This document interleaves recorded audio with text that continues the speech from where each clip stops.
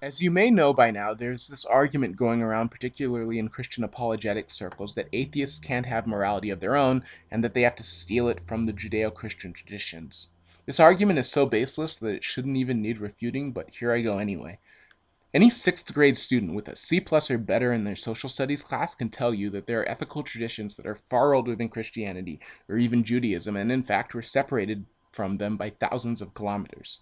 The Code of Hammurabi, for example, from Babylon, is much older than the Mosaic Law, but contains some of the same ideas. Additionally, there is hardly even a glimmer of a chance that the founders of Buddhism and Confucianism, which may or may not be theistic worldviews, could have come in contact with believers in the God of Abraham. Yet similar ideas about the ethics of reciprocity and one's duty to their fellow creatures developed in them.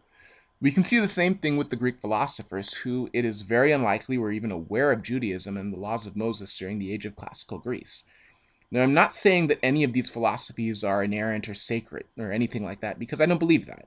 But what I am saying is that the fact that these philosophies existed independent of the knowledge of the God of Abraham points to the idea that the morality that many Jews and Christians claim has its foundations in the Bible actually comes from some other source that isn't knowledge of the God of Abraham. What I and many other non-believers would ascribe this to is the fact that human beings evolved as a communal species, and early in our development we realized that we needed to work together to survive, and that morality arose from this need to have rules governing how we work together.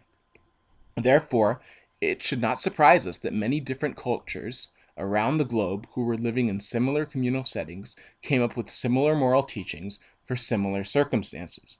Morality has everything to do with our responsibilities to one another, not necessarily our responsibilities to invisible, abstract beings. Next part's going to deal with theistic morality and moral relativism. Hope you stay tuned for that.